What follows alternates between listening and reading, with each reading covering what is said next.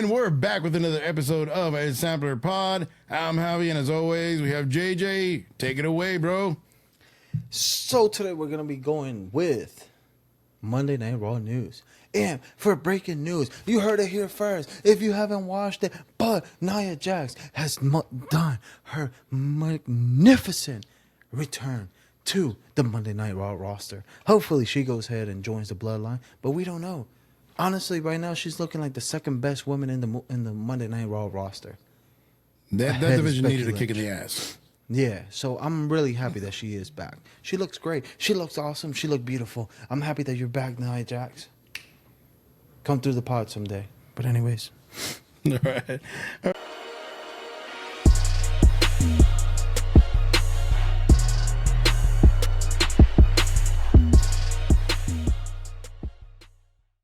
In a couple of things that happened in Raw last week, we had Priest. In his promo, he was talking about the Bloodline awfully a lot. And then in the end of the show, we had Priest and Solo kind of have like a little stare down there at the end. Do you think they're kind of planting the seeds there to have something against each other, or is it just mirror images and they're just letting it be? I think it might be mirror images, but honestly, I don't. Excuse me. I wouldn't see a bad thing in if the Bloodline and Judgment Day actually had like a what was that match? War Games. I think Survivor Series is right around the corner, so it would almost make sense. It's like 2 months away, I think. But it will have to be. I think it will have to be a 6-man tag match because I think War Game has to be with 4 against 4. I don't think it necessarily has to have 4. I don't think there's a specific amount. But even then, they could still get people. I mean, they could still add more people to it. Because remember, it could be Team Raw against Team SmackDown, and then you just have the Bloodline and the Judgment Day, and then just add 1 or 2 more people, and that's it. So that imagine the Judgment Day with Jey Uso. That would be interesting. That would actually be kind of interesting. You know what? I would not be opposed to that.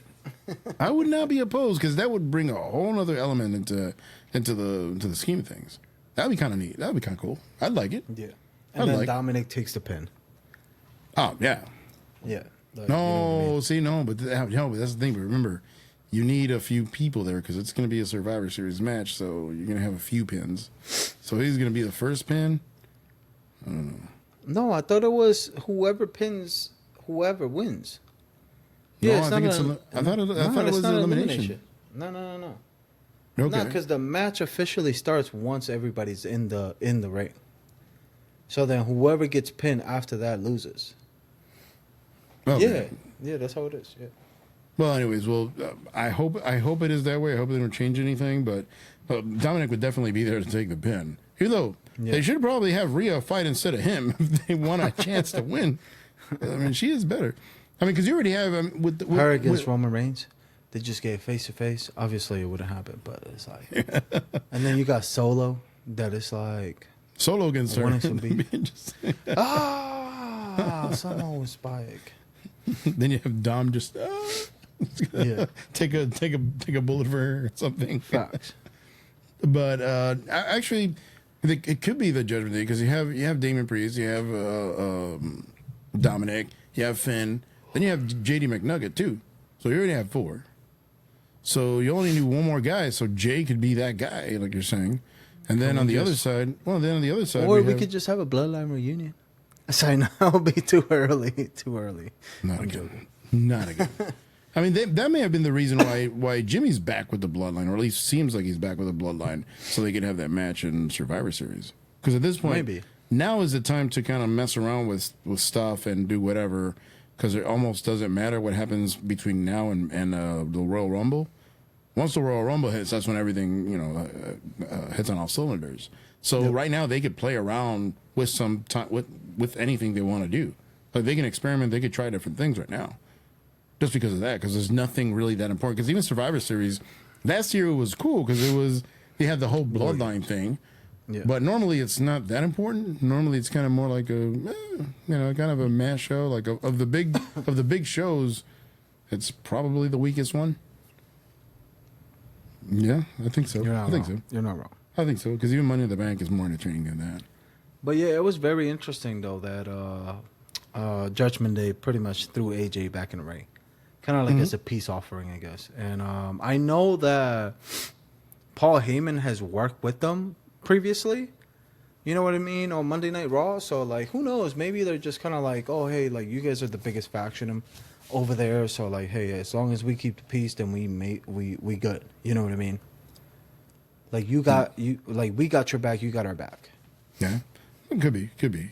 Well, the other thing is that I'm amazed at how good the Judgment Day has been, from being just a joke, just being Hot Topic rejects, to now they're actually like a real deal faction. They have all the gold, and like Damian Priest said, they did what the Usos couldn't do, which was defeat Sami Zayn and Kevin Owens. So he does have a point. Granted, it needed. Granted, it didn't need a village to beat them, but That is true. yeah, and all 5 people they're involved. Just Even the refs. So dumb. no, everybody was there. Everybody was involved. Yeah, but I wouldn't be opposed to that. I think it would be a kind of an interesting idea. I do like that whole thing with Dominic the other day when he was talking to Jay, and he's like, "Oh yeah, you have a family with us," and he went over there humble. It was really different. It wasn't like, this braggy little kid. Dominic. Who? Oh. When he went over to Jay and he's like, hey, man, I know what you're going through. Like, he actually seemed like a nice guy. And you're like, I can kind of get it. It would make sense. Because it almost seems like... I wonder if anything happened with that on Monday Night Raw tonight. I don't know. I got to check it out. But possibly. Or what if they have a feud, them two? That'll be cool. No. Then you got main event-ish Jey Uso versus Dirty Dom. He's not going to be main event. He's main event-ish. Yeah. That's the name of his new song, Main Event-ish. Ish. Yeah, it's kind of like, bro, like, isn't that kind of that's the name of the song? Yeah. I was just joking. thinking. Yeah, I was actually thinking, I was like, isn't that kind of like a diss to you? Yeah, to like. Well, yourself, he's like, undecided. That should be the name of his song, Undecided. Undecided. Honestly, Jimmy's goes harder, because Jay literally took the same Usos beat and then just like He pulled a Roman. added more ad libs to it. That's literally He pulled a what it is. Roman basically with the Shield song. Yeah, Basically. yeah, pretty much. I still Now, say, moving on. Can you? No, wait. Cool. Hold on. Could you imagine Jay being the guy in front of you at Starbucks? Jay being the guy in front of you at the movie theater? Jay being the guy in front of you at the bar, and you're waiting. You're like, bro. And McDonald's. And the Bro. plane, chicken or lasagna?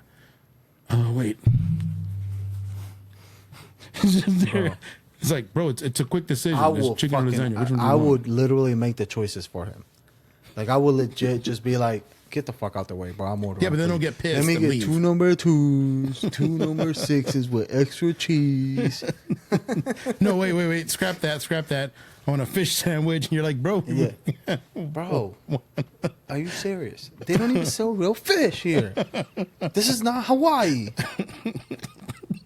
It's not the island of relevancy. But anyways. All right. So way ahead, Gunther creating history. You all right there? You're right. We're good. All right. I'm good. All right. So we had Gunther. He made history by becoming the longest reigning Intercontinental Champion of all time in the WWE. That to me, it's one of the most dominant runs I've ever seen. Period. That's dope. I'm happy mean, for him, man. He's legit, bro. He's legit. Question, and I know the answer, but how close do you think prestige-wise Gunther is compared to Roman in terms of a big deal of beating that particular guy? Not necessarily the title, because obviously Roman has the most important title, even though Seth is supposed to have the most important title in Raw. And to me, the IC title is more important than the World Heavyweight. Hands down. But I'm still gonna go with Roman just because WWE has put more importance to it. Okay. They have portrayed it as the biggest thing. Yeah. In WWE, and even though the IC title, that's a pretty big accomplishment. I think their both should be equal. You know what I mean? Because realistically, bro, Gunther has gone over a year and a half, or whatever it is.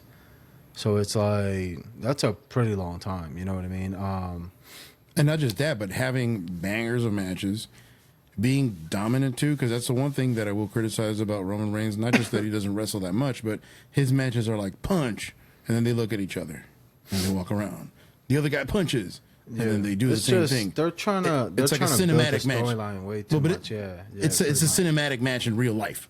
That's basically what it is. And it kind of doesn't. It's way too slow. And I get it. I get the whole storytelling thing. But come on, man.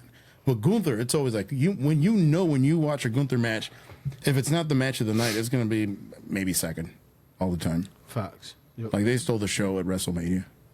I loved their match, the 3-way match. That other match he had with Sheamus, amazing. The matches he had with Chad Gable have been amazing. And not just with established guys, with bigger guys, also with smaller guys, with athletic guys. Doesn't matter who he faces, his matches are always top check notch. out NXT TakeOver 37. That it was Gunther, Walter versus Ilya Dragunov. Oh, yeah, yeah. It's Whenever classic. Dragunov won, bro, Dragunov's chest. That's when he choked him out, dude. right? Yeah. Like his chest, his arm, like everything, bro. They hit each other hard, man. That match was crazy. Well, good thing Ilya is not as tall as Gunther. Because if not, he'd be Brock Lesnar, basically. Because he's super intense. Super intense. Yeah, bro. Like, I would, yeah. Like, whenever he choked him out, bro, he legit choked him out. Like, that was it. Like, you know what I mean? Like, his arm was, like, under, like, right here, bro. Like, it was. And honestly, if it wasn't a real choke, which probably wasn't, but that to me is even bigger. Because it made you feel like that was a real choke. It looked that real. And it was one of these matches where you're like, you know what? This is great. Like, this is great. The only negative thing to that type of match is that it ends up going into, like, the indie realm, like the AEW realm, which you are applauding the performance, not necessarily the guys. Which that's the part that I'm kind of on the fence a little bit with. Yeah. So at least but now, realistically, like, they're both great. Like, Ilya and Walter and Gunther. yeah, but it's almost one of those things where you almost can't root against either of them because they're both really good. So yeah. And then you're just, oh my god, these guys are doing this amazing thing. It's not because of their story; it's because of what they're doing in the ring. Their match. So yeah, it's like I said, kind of like AEW, good guy or bad guy. People don't really care, or in Japan, people don't really care. It's more about what they do in the ring. Which, I mean, there is merit to that. It is that is a valid point too. But I like more storylines and good in ring, but storylines to me are number one. Period. Facts. All right, cool. And obviously, like I said, his Gable matches were awesome. Dominic Mysterio's 1-year anniversary with the Judgment Day. What do you think about this past year and the life and times of Dominic Mysterio? He went from us clowning him every single show to actually us praising him, man. So he did a great job turning shit around. I mean, he changed the Judgment Day.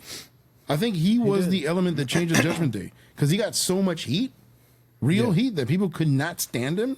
Like, bro, it gets to the point where sometimes he can't even talk. Yeah. Whenever he gets the mic. He's doing his job. Like, great. His in-ring still sucks. It's still terrible.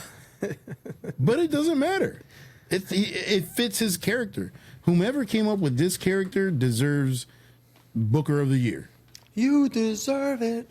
Yeah, because I mean, this guy was absolute trash. Nobody cared about him. Now he has the most heat of anybody in the company, in my opinion. More than natural heat, but natural heat. Yeah, where you just don't like the guy. Yeah. Mm-hmm. All right, cool. So a couple of extra things that don't have anything to do directly with Raw.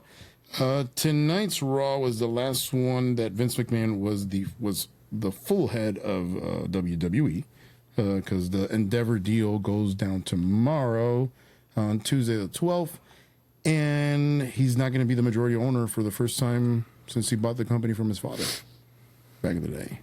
So it's almost a retirement thing because now he's not the absolute voice. So You deserve it. Thank you. Thank you, Vince. No, thank you, Vince. I mean, without him, there's nothing. Vince. There's nothing. But it is going to be interesting. I hope that they just leave Triple H at the helm and don't touch anything. Thank you, Vince. Okay, all right. All right, but anyways, but how do you think it's going to affect the company? Do you think it's going to affect it in any way? For the best. Why? Why do you think? Because, man, we're finally going to have Triple H or somebody else fucking writing the storylines 100% of the time and not having like a 5 rewrites, you know what I mean, before the show. So it's more. It should be more consistency, even though Triple H has dropped the ball a couple of times, especially after pay-per-views. But it should be more consistency. Yeah, right before and right after. Then he kicks it in. But my only concern is I don't want them to do what Disney did with Star Wars. Like, I'm afraid of that happening, where all of a sudden you think that what you had was worse, but all of a sudden somebody else comes in and you're like, oh, God. I mean, but realistically, Mando has been great. Mando has saved Star Wars. No, but what I'm what Ahsoka I mean was, has been ass. No, actually no. The last episode was amazing. But anyways, you're only saying that as a fan. I'm sorry. No, I'm not. Yeah. I'm not. It's actually a nerdier show than it is. If it's something that if you're not big into Star Wars, you won't care that much about it.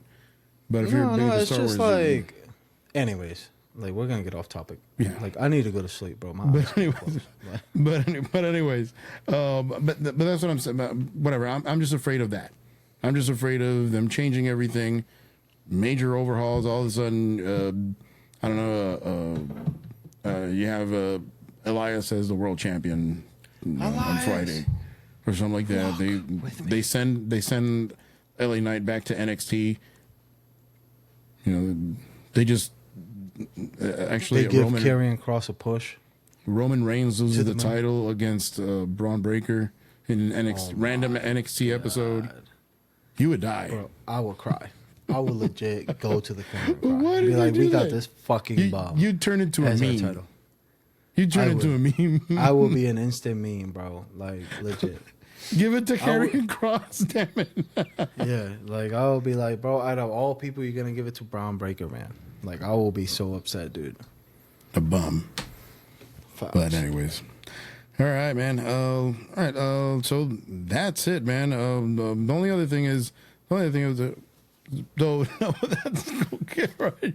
Like, but why are you so? But anyways, all right, cool. So, all right, so just goodbye. Don't forget to like and subscribe. No, like and subscribe. Ignore this man laughing. All those little things. Bro, the wine got him a little bit on the other side. But anyways, man, don't forget to like and subscribe. Drinking water. Sign up for the memberships, and hey, man, we are here for you guys. If you guys have any questions, concerns, hit us up on the message on the comments. If you want to talk about, if you want us to talk about a certain thing, give you guys our opinion on it. Hey, just let us know in the comment section or on our little community section. What is it called? Community post. There you go. But anyways, it's been a long night. It's been a long day for me. I need to go to sleep. So, deuces.